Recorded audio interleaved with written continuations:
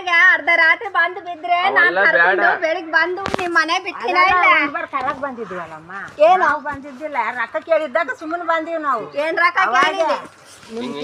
ನೋಡು ನೀವು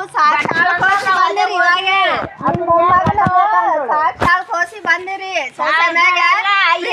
ಐದಾಳ ಸತ್ತಾಳ ಅಂತ ನೋಡಕ್ ಎಂದು ಬಂದಿಲ್ಲ ನನ್ ಮನೆಗೆ ಯಾರು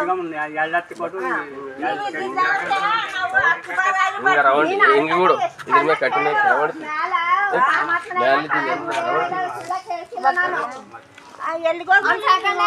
ಬಿಟ್ಟು ಹೋದ್ರ ಇಲ್ಲ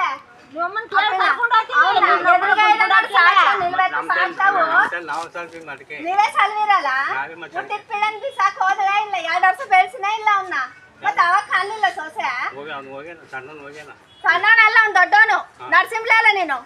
ನರ್ಸಿಂಹ್ಲೆ ಅಲ್ಲ ನಿನ್ನ ಹೆಸರು ಕರೆಕ್ಟ್ ಕೇಳು ಮತ್ತೆ ಅವನ